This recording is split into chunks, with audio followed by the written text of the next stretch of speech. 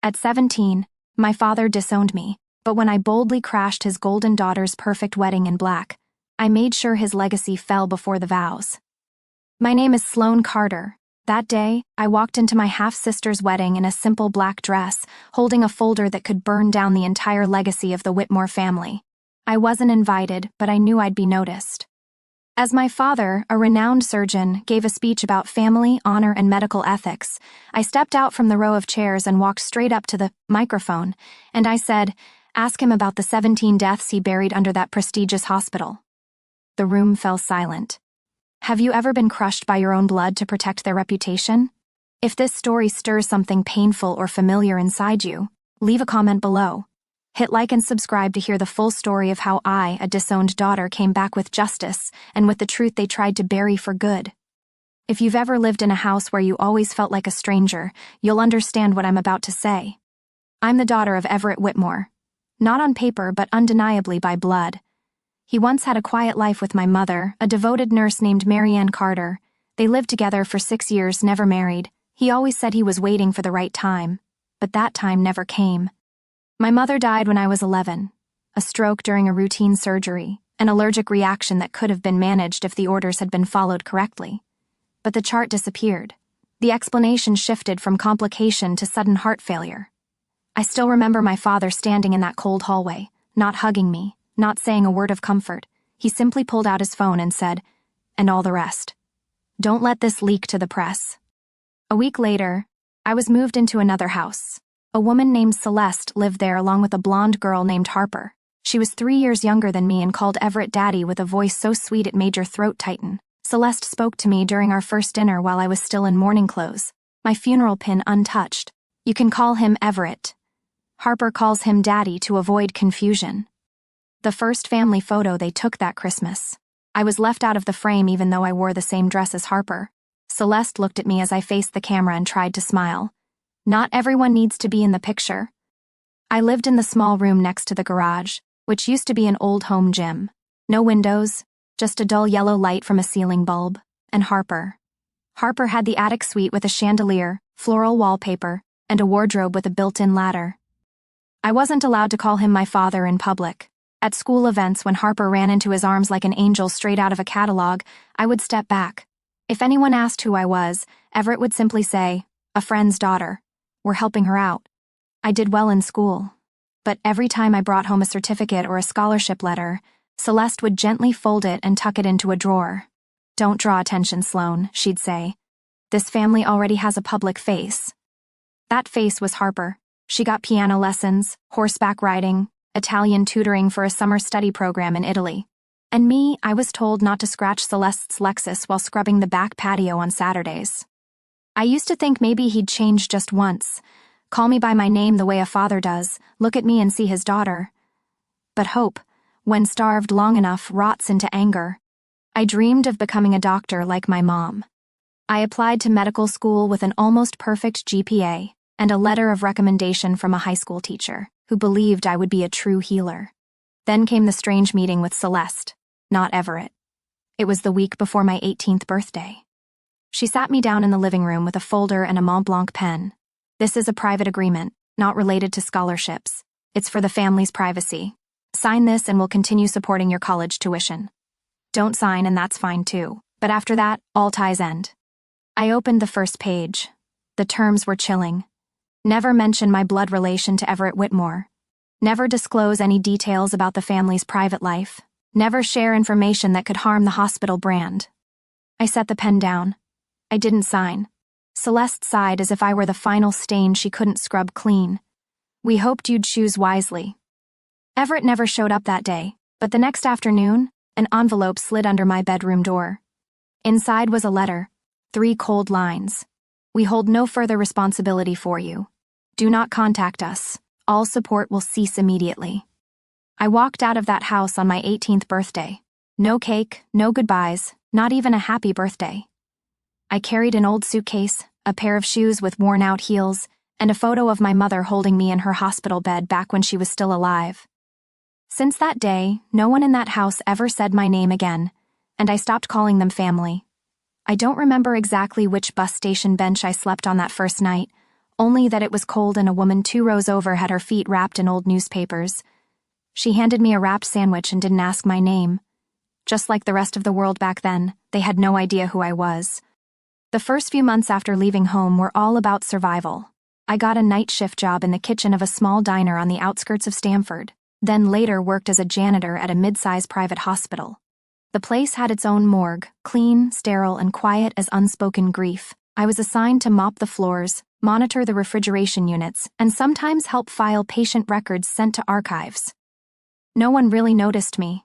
Maybe that's why I saw what others missed. One winter night, while organizing death records in the archive room, I found an unsealed folder. The patient was a 76-year-old woman who died after a routine heart valve replacement, a standard procedure. But what stopped me was the name of the attending physician, Dr. Everett Whitmore. I knew my father worked primarily at the big hospital in Greenwich, but he'd also taken on private surgical contracts. There were 2 printed versions of her cause of death. One said complication from unexplained anaphylactic shock. The other said respiratory failure due to chronic heart disease. I held both sheets like I could peel the truth from the paper. No one else was in the room. From the hallway came the soft sound of a rolling cart, then silence. I didn't know what made me keep digging. Maybe it was old rage that never really cooled. I started reviewing other files from that quarter. So many elderly patients had died after minor procedures, and then one file made my hands tremble. Marion Carter, age 42. Cause of death, sudden death during anesthesia recovery. Attending physician, Dr. Everett Whitmore. I dropped to the floor, clutching the file to my chest. The fragmented nightmares from when I was 11. The unanswered questions. His evasive eyes flashed back as clear as the cold fluorescent light bouncing off stainless steel. I needed answers. 3 days later, I went to see Dr. Maya Rosen, a retired resident physician I'd heard nurses describe as someone who stirred up trouble by speaking her mind. She lived in a modest apartment on the 2nd floor of an old building near the train station. When I arrived, she was watering a tiny pot of lavender by the window. "I'm the daughter of Marianne Carter," I said straight out.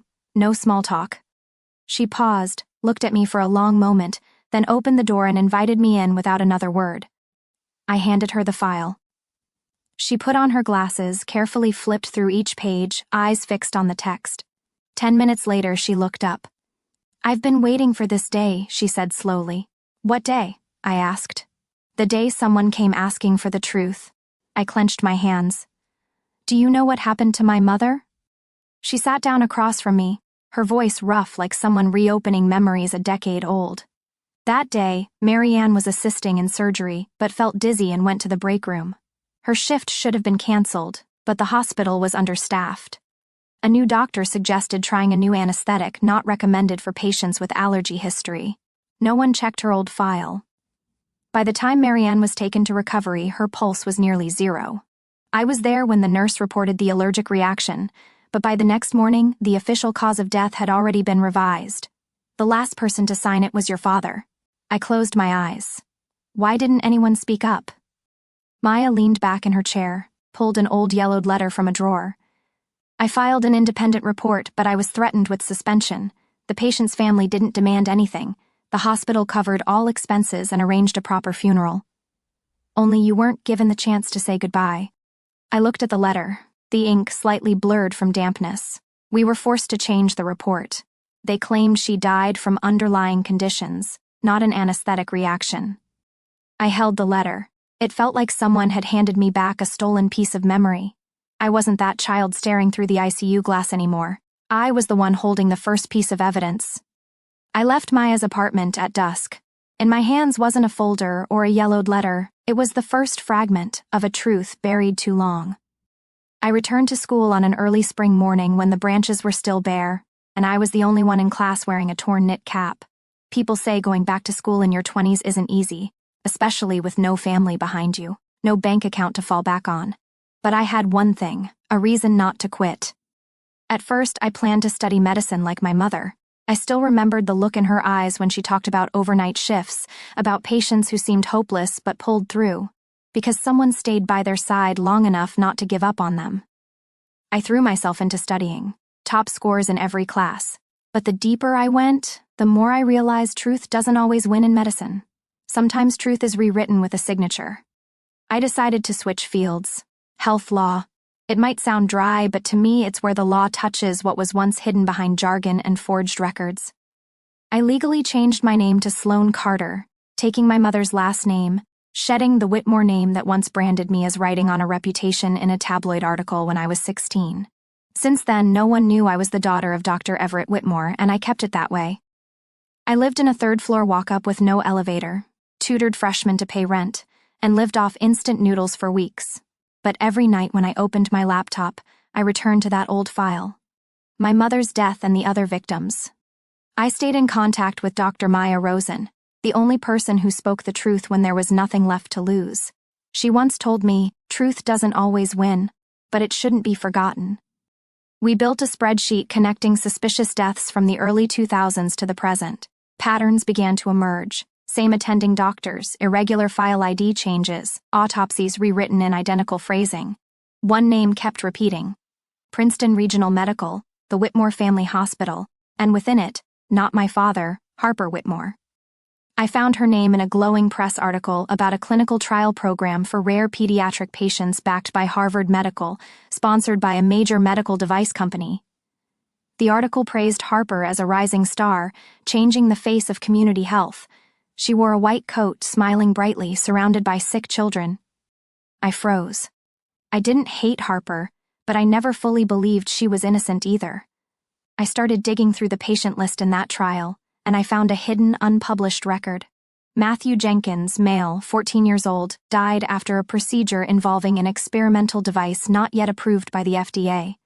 Cause of death listed individual response unrelated to device, but the critical detail lay in the attending physician line, Dr. Harper Whitmore, lead researcher. I printed the file, pinned it to the wooden board in my tiny room, right next to my mother's file. 2 lives, 2 generations, and 2 Whitmores involved. I went to see Maya. It was drizzling, the scent of wet earth filling the hallway outside her old building. "How long have they been doing this?" I asked. Maya sat down and held my gaze so long I thought she wouldn't speak. "Since before you were born, Sloane.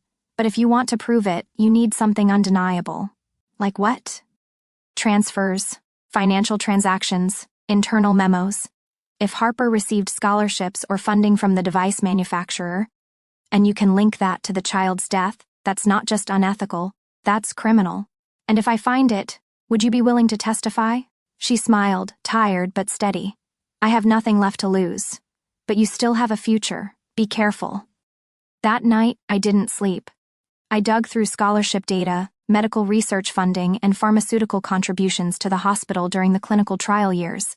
One name stood out, Theravance Inc., the main sponsor of the program Matthew Jenkins participated in, and Harper had received a travel grant worth $45,000 right after the first round of trials. I leaned back, heart pounding. It didn't feel like victory. It felt like a sharp, sickening ache. Realizing the one person I once saw as innocent had also chosen silence when she could have spoken. I didn't yet know what I'd do with everything I'd found. But I knew one thing. For once, I wouldn't stay silent. I received the invitation on a May afternoon, standing in the law office beside a copy machine that wouldn't stop jamming. The delivery guy knocked, called me by my new name, Sloane Carter. I signed the receipt and looked down at the thick envelope, gold embossed with the words Harper and Thomas. Save the date. My chest tightened. I sat at my desk, gloves still on, eyes fixed on the wedding invitation like it was something from another world. On the creamy white paper, Harper smiled brightly beside a man I'd never seen. Below was the venue, Greenwich Country Club, and a handwritten note. "Sloane, I know we have unfinished history, but I really want you there for family. Harper, sister." The way she used that word so lightly, as if 15 years of coldness had never happened. I folded the card. For a moment, I wanted to believe this was an outstretched hand, a bridge, a way to make things right. But I'd learned long ago in the Whitmore family, nothing is coincidence. That night, I called the number printed at the bottom of the invitation to please reply. The receptionist's voice was polite and clear. "Sloane Carter, please hold while I confirm your information." A minute later, she came back on the line. "Yes, you've been assigned to table 3 with the bride's family." I blinked. I thought I wasn't listed as family. She paused for a few seconds, then said hesitantly, "Your invitation came at the request of the communications department at Princeton Regional Medical. With Miss Harper's upcoming role as Director of Public Relations, the idea of the sisters reuniting for this special occasion was seen as a positive image. I gripped the phone. Did you say it was suggested by the hospital's PR department? Yes. I'm sorry if that surprised you. As far as I know, the media plan includes a magazine feature, photos of the sisters reunited at the wedding, all aligned with the Whitmore family's humanitarian brand image. I stood in my apartment for a long time, staring at the open invitation on the table, the afternoon light casting shadows over the bold ink like a well-crafted joke. Harper didn't want me there out of love or remorse. She wanted me as a piece to be reintegrated for the sake of image, a missing link to polish the brand. I flipped the card over. There was a small note. Dress code traditional light tones minimalist. Your presence is an honor. I laughed. Light tones minimalist. I still had the black dress my mother wore to her nursing graduation in 1995. Long, high-necked, so simple no one remembered it. Maybe I'd wear that. I lowered myself into the chair, opened my laptop, and logged into the internal system of the law firm where I worked. A program was running, analyzing financial flows between medical device suppliers and Princeton Hospital. Theravance Inc. stood out as a key sponsor of the research program Harper had once joined. I scrolled down the transaction log. There was a line titled Grant for Clinical Leadership Exposure. H. Whitmore, date received. 2 weeks after Matthew Jenkins died, I carefully saved it, printed 2 copies, and placed them in a firm envelope. I wasn't sure what I'd do with these documents at the wedding, but I knew one thing. If they planned to use me as a prop for their media performance, then I could rewrite the script. I picked up the phone and dialed Maya Rosen. They invited me to the wedding. Are you planning to go? I don't know yet, but if I do, would you help me with one thing? Go ahead. I looked toward the wall where a photo of my mother hung. Still that same gaze, the one that once told me, you don't need to be like anyone else to be right. I need someone to verify the documents if I go public. I won't mention your name, but I want the truth behind me in case they call me a liar. Maya didn't respond immediately. Then she said, slow but firm. I've stayed silent long enough. If you need me to testify, I will. I thanked her, hung up, and sat in silence for a long while. The invitation was still there, the gold trim gleaming under the desk lamp. I arrived an hour early, not because I was eager, but because I wanted to feel the atmosphere of a place that once symbolized a world that cast me out. Greenwich Country Club, the place where kids like Harper learned to ride horses in the summer, where closed-door medical meetings happened behind velvet curtains and French wine, where I was once told to sit at the lower table during a family banquet because important guests need space. Today, I wasn't the uninvited guest. I was the variable they hadn't accounted for. I wore my mother's black dress, hair neatly pinned up, no jewelry, only the old silver-plated watch she once wore on night shifts, now mine. In my purse was a slim envelope containing account statements, death records, internal emails from Theravance, and a list of 12 names, each one a story never told to the public. I took my seat at table 3 just as assigned. Family. People turned to look as I walked over. I smiled politely, nodding at each person, including him. My father sat there in a custom-tailored tuxedo, a turquoise tie matching Harper's bridal party colors. He glanced at me for no more than 3 seconds, long enough to acknowledge my presence, then turned away as if I were some stranger mistakenly invited. Harper was different. When she saw me, she froze slightly, her lips tightening, but then she stood and walked over. I wasn't sure you'd come, she said softly. I responded with a smile, polite but measured. Neither was I until a few days ago. Harper looked at me, eyes searching as if for forgiveness or a warning, but I gave her nothing. The ceremony began with all the expected rituals, formal, flawless, a symphony playing in the sculpted garden. Harper entered to applause. Picture perfect. She wore a square-neck satin gown with sheer lace sleeves. Simple and elegant, exactly the image the hospital wanted her to project. Professional, virtuous, spotless. The dinner reception was held in the grand hall where chandeliers glittered like they were ready to reflect every lie. Live stream cameras lined the room. I could see the media team standing behind columns, earpieces in, scanning every move like they were producing a reality show. When Dr. Everett Whitmore took the stage with a microphone, I kept my face calm. What a memorable day, he began. Today, I don't give my daughter to a good man. I witnessed the greatest achievement of my life. Harper, the only child I'm proud of. Applause erupted. I didn't clap. I tightened my grip on my bag. I thought it would hurt, but it didn't. I'd stopped expecting anything from him long ago. Now I was only waiting for the right moment. As the cameras began to shut down, I knew because one of the media staff signaled end scene to the lead operator. I stood up. "Excuse me. I'd like to say a few words." The Mac looked flustered. "I'm sorry you're not on the speech list." I turned to the head table. "I'm the bride's sister. I think 1 minute won't ruin the evening." Harper, sitting beside her groom, tense, gave a tiny nod after a pause. The MC stepped aside. I walked forward. I stepped up to the mic, my voice carrying through the hall as if speaking to a crowd that had never been heard. "My name is Sloane Carter, daughter of Dr. Whitmore and half-sister of Harper." A few murmurs broke out. I saw my father sit up straight, his face frozen. "I know this isn't where people expect truth to be told, but I'm not here to disrupt. I'm here to return names to those who were forgotten in internal reports."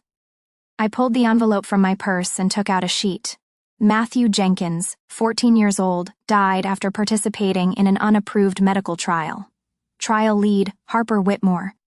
Harper trembled, her hand gripping her wine glass. $45,000 from Theravance was deposited into her account exactly 2 weeks after Matthew's death. The transaction was labeled Grant for Clinical Leadership Exposure. Silence. I continued. "And here are 12 more victims over the past 5 years with death reports altered by the same review department. Several cases are directly linked to Dr. Everett Whitmore, the documents, signature scans, and shell company transfers. I have copies here. The originals have been submitted to the FBI." I heard a chair crash behind me, then the sound of a door swinging open. 3 people in dark suits stepped in. One of them held up a badge. "FBI, we need to speak with Dr. Everett Whitmore and Harper Whitmore immediately." I didn't turn around. I simply stood still, letting the chaos behind me unfold like a storm that had finally been called by its name. The chandeliers still glowed, but no one found them beautiful anymore. Celeste left the reception hall without a word, without a glance back. Her pale blue silk dress slipped past the rows of chairs so quietly, not even the fabric made a sound. I was still near the stage, but for a moment I forgot the FBI, forgot the stunned murmurs rushing through the crowd like a breaking tide. My eyes followed her. I stepped down, avoiding a frozen cameraman, and silently followed. Celeste walked straight toward the side corridor of the ballroom, what used to be a luxury smoking lounge, now a quiet sitting area for elderly guests. She didn't look back. The automatic door shut behind her, but I caught it just before it closed. The room was nearly empty, just the hum of air conditioning and soft light pooling from the ceiling. Celeste stood by a glass table, motionless, both hands braced against the edge, like her own body needed something to hold on to. I stopped a few steps from her, waiting. Finally, she spoke. "I knew you'd come looking for me." Celeste turned around. Her eyes no longer held the coldness of years past, but a kind of drained exhaustion, as if something had just emptied every last ounce of energy from her body. I told Everett that if he didn't stop one day, you would come back." Celeste pulled out a chair and sat down. She removed her shoes. Her feet trembled beneath the thin nylon socks. "I'm not here to apologize, Sloane. There are no words good enough, but I need to say this because it's been choking me for the past 3 years." I took the seat opposite her. The distance between us still felt separated by a thick pane of glass, but at least now I was no longer fully in the dark on the other side. Celeste opened her handbag. She pulled out a small object, a silver USB drive, old-fashioned, wrapped in a thin leather cord. "I took this after an internal meeting at the hospital." She placed it on the table, nudging it gently toward me. "I don't understand everything, but I know enough to say it would destroy everything if made public. And back then, I wasn't brave enough." I reached out and picked it up. "What's on it?" Celeste looked me straight in the eye. A video, a meeting with the death record coordination team. Everett sat at the head of the table instructing the legal unit to adjust the language in the reports to avoid audit flags. He said clearly, "We don't have to lie. We just need to present things in a favorable way. If Sloane finds out the truth, let her look like she's out for revenge. The public won't believe a cast-off daughter." Celeste lowered her head, hands clasped together. I used to think that keeping things quiet would protect Harper. I stayed silent to shield her, but really, I was protecting the image of a man I no longer believed in. I held the USB tightly. It was light, but in that moment it felt as heavy as a final verdict. "Why did you keep it?" I asked. I don't know. Maybe to punish myself. Maybe because deep down I knew one day you'd be strong enough to use it when the time was right. I leaned back, feeling like I had just walked through a door I'd never been allowed to touch. Celeste gave a faint smile. I used to think you were the child who broke everything. Turns out you're the only one brave enough to set things right. Thank you for not erasing it, I said. Celeste nodded, her hand trembling as she poured herself a glass of water from the crystal pitcher. They're taking Everett now, aren't they? Yeah, and Harper, she'll have to face her part too. Celeste looked up. Her eyes pleaded for mercy. But I didn't promise anything. I was no longer the child waiting for someone's pity. I rose and gently slipped the USB into my purse alongside the rest of the documents. Congratulations, I said calmly. For what? For choosing right, even if it was late. I turned away, leaving behind the faint sound of a long, quiet sigh, as if something had just been laid down in that room, and maybe something else had begun. I was still in the temporary workspace on the 3rd floor of the hotel, the place I used to process paperwork and communicate with attorneys. After the interrupted wedding reception, the afternoon light shimmered against the glass, casting a pale gold across the room, making it feel both cold and slightly detached from real time. I had poured some water, silently watching the USB drive on the table, the final piece of evidence Celeste had given me. A knock on the door, 1, then 2. Hesitant, I opened it. Harper was at the door. No heavy makeup, no forced smile, no trace of smugness, just a worn-out young woman with swollen eyes, frozen the moment she saw me. Her hand clutched a small handbag like she was ready to run if I didn't let her in. You don't have to open the door, Harper said. But I have nowhere else to go. I stepped aside. Harper walked in quietly. We said nothing for a few seconds. Only the clock on the wall ticked with dry mechanical clicks.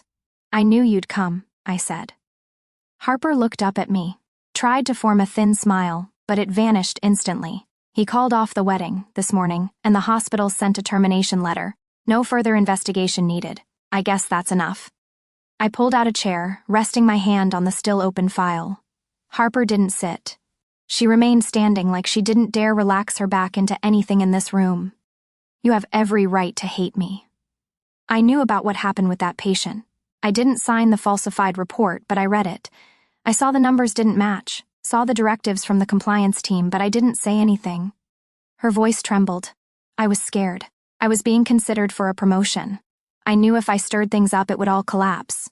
I chose silence. I looked at Harper. She was telling the truth, I could tell. Maybe for the first time since we were kids, sitting in the back seat of our father's car. She was speaking without trying to win.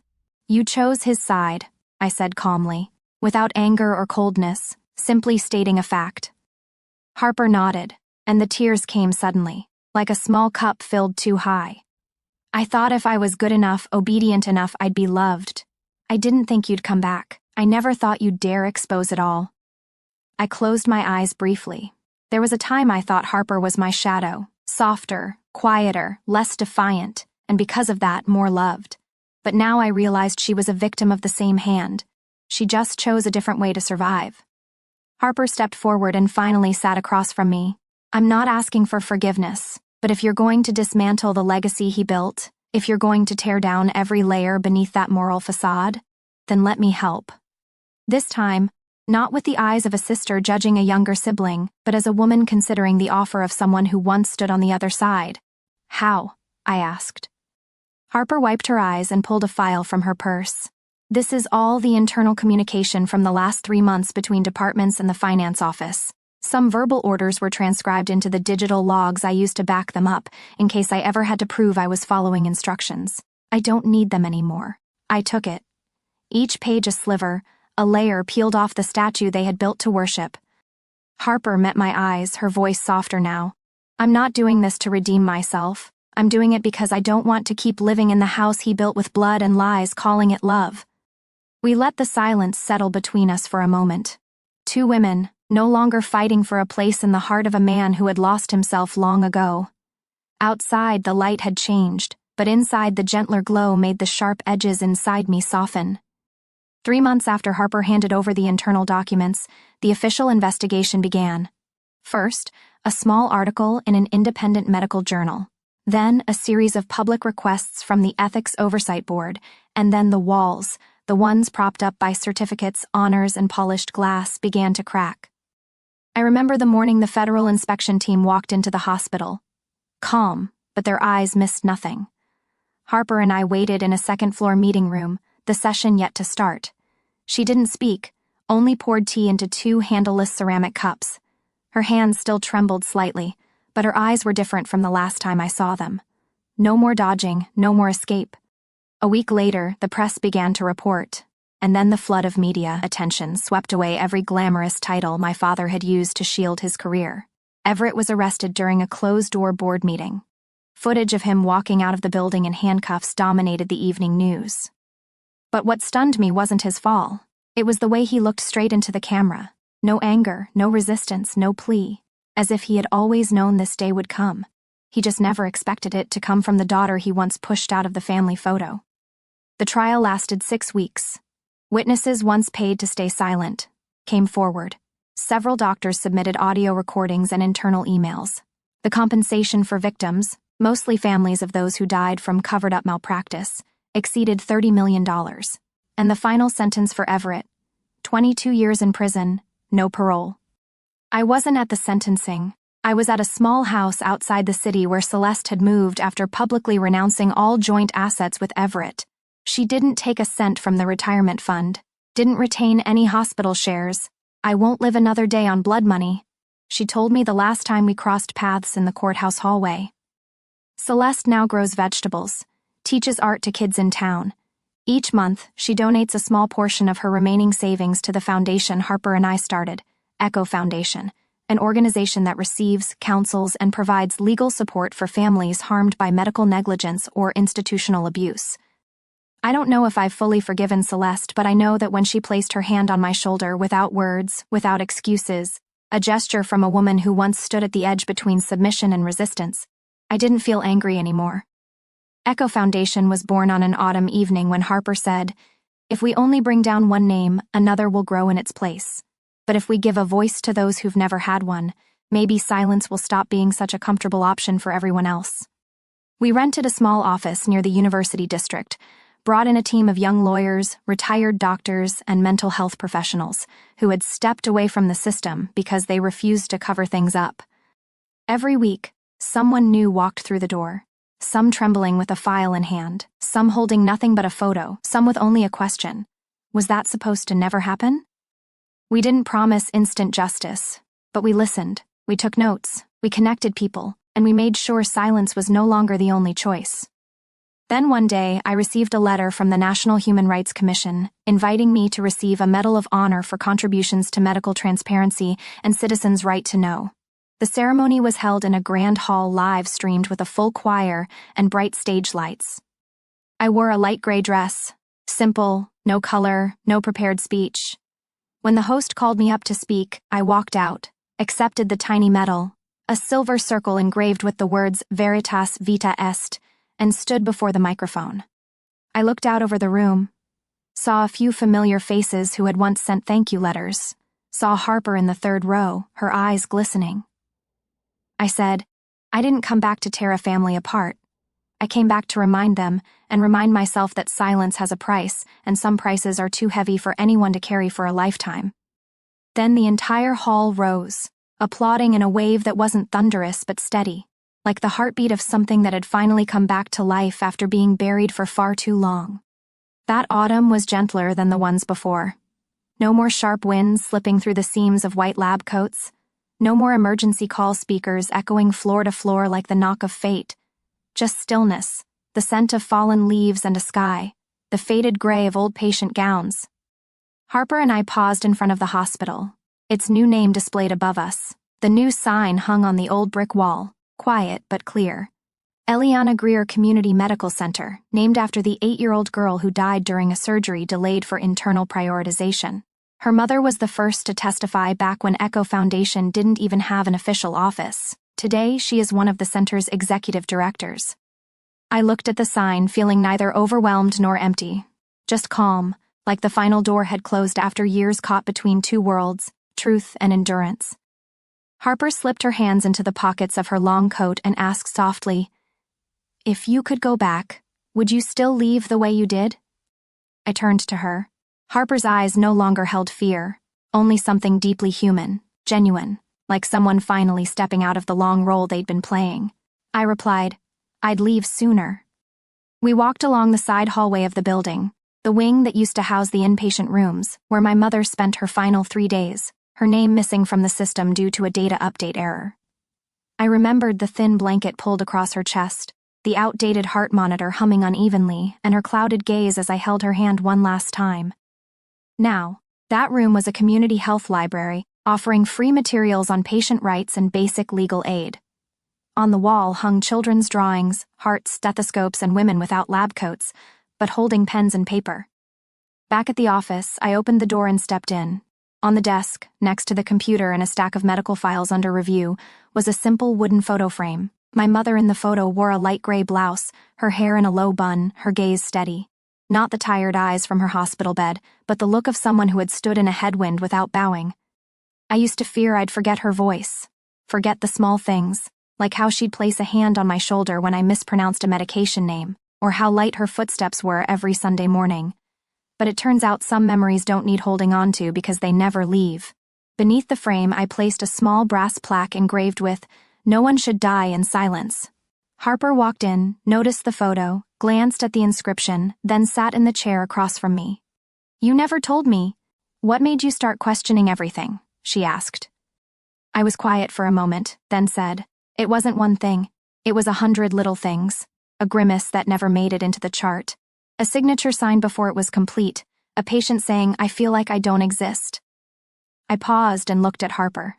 And maybe it was when my mother disappeared from the system for 3 days, even though she never left her hospital bed. Harper leaned back, fingers laced together.